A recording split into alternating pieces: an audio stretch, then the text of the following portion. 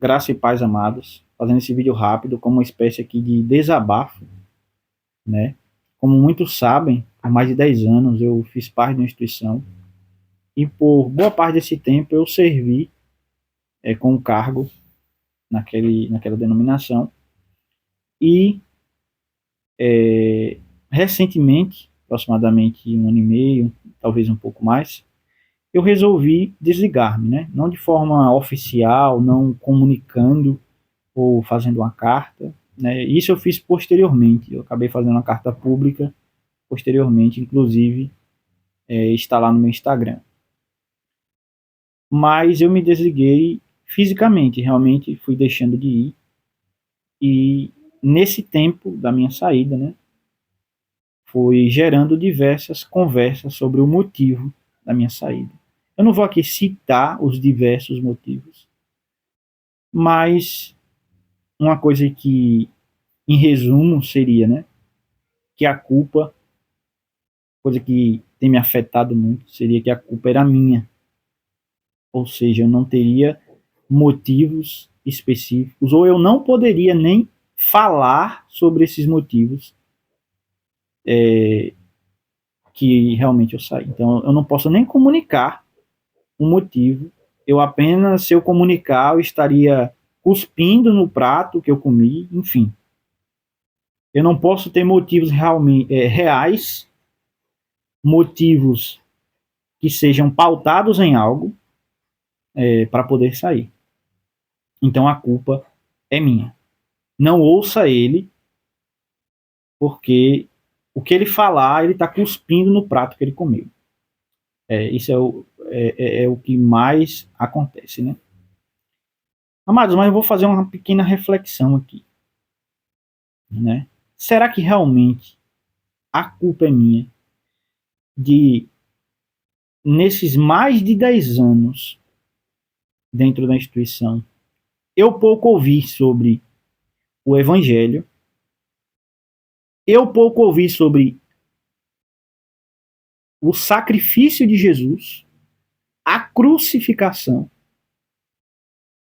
Será que realmente a culpa é minha de ouvir em que estudar a escritura é errado, né? Pegando até textos bíblicos para distorcer e dizer que a letra mata e o espírito vivifica, como se a letra mata aquilo que está lá no texto que Paulo escreveu em 2 Coríntios, se eu não me engano está lá, seria o estudo bíblico.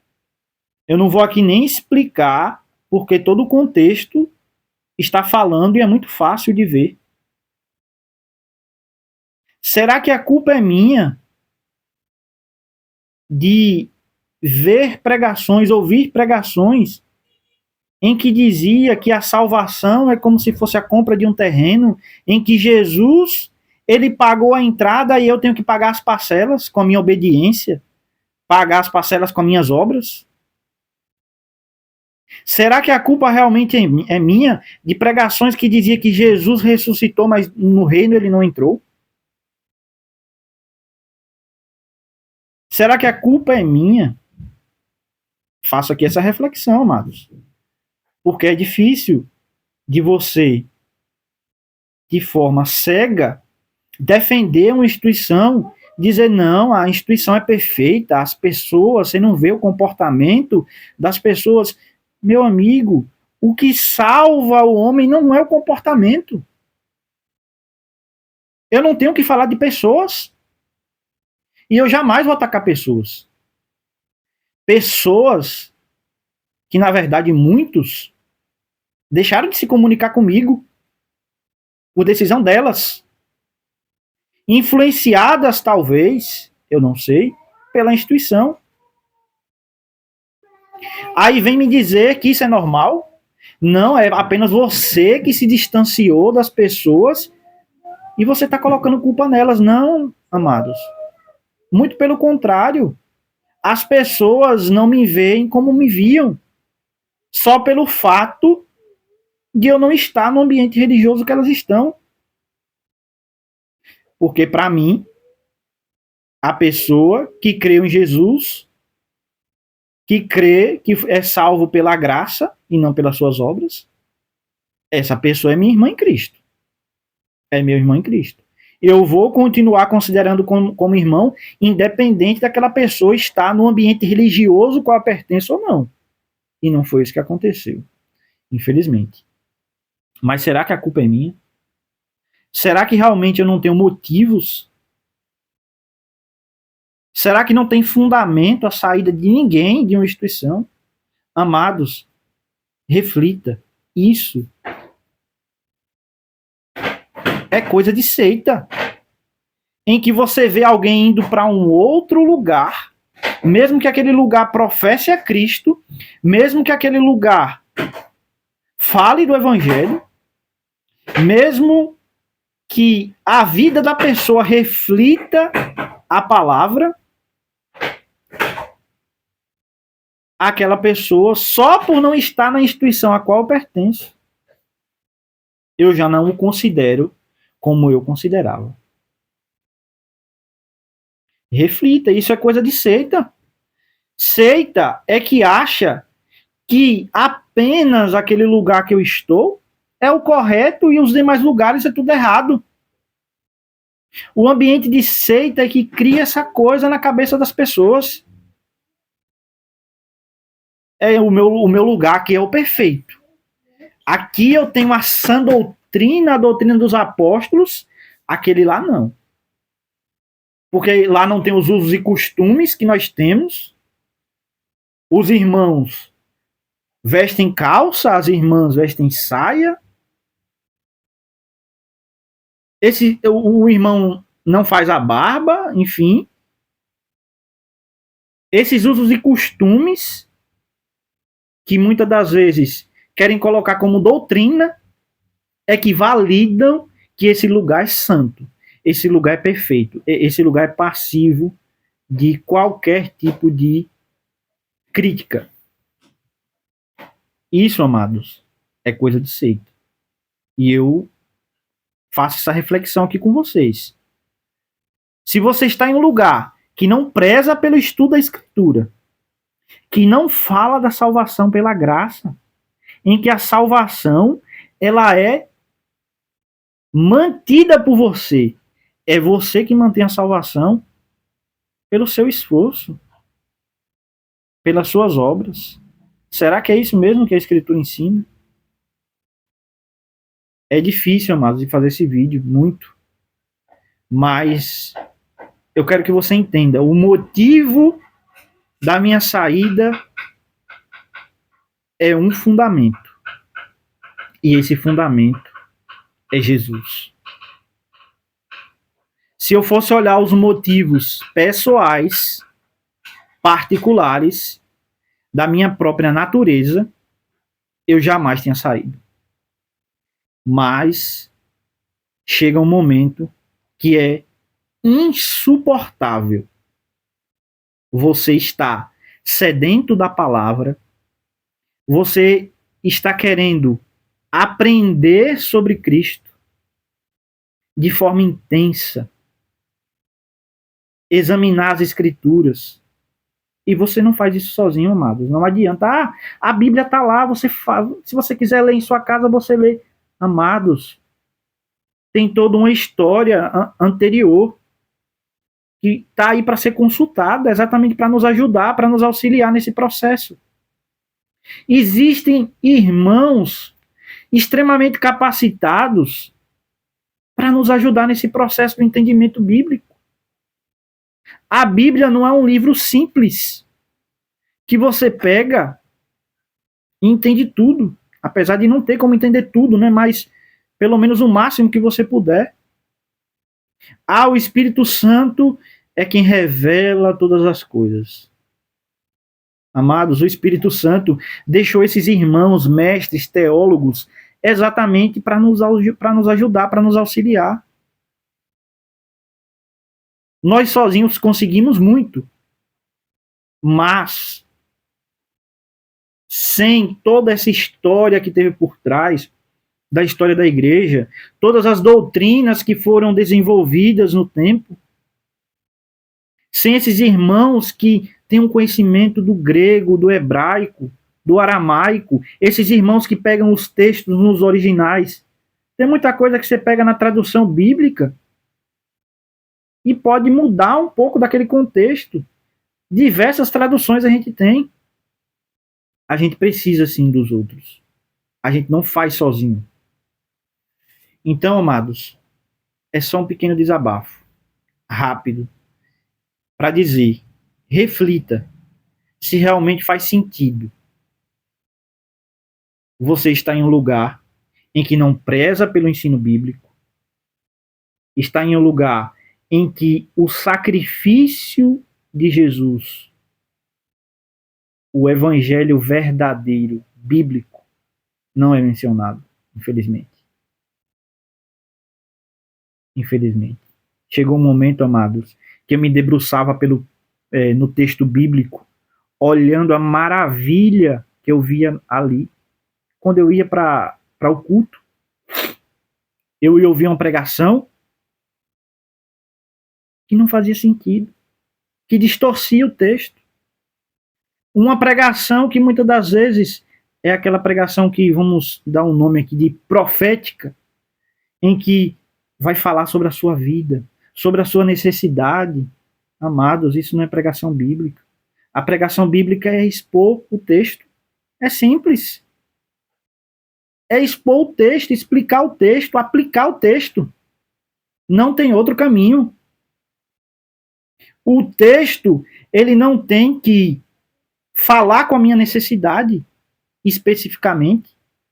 O texto, ele tem que ser exposto. E muitas das vezes, quando o texto é exposto, acontece uma coisa que muitas pessoas não estão preparadas, que é o confronto. E eu estava sedento de ser confrontado pela Escritura e pelo Senhor. Amados, e se você lê, se você pega a Bíblia e abre ela com a ideia de que o texto vai te confrontar, pode ter certeza. A maioria dos textos são confrontadores. E ele vai olhar para você como ser humano e vai te colocar lá embaixo, onde você realmente deve estar. Amados, não existe um pedestal. Esse pedestal em que o homem criou, quando você é levantado para uma função, aquele irmão ele foi levantado para cooperador, aquele irmão foi levantado para ancião. Amados, não é levantado. Esse irmão ele foi rebaixado para servir. Simples.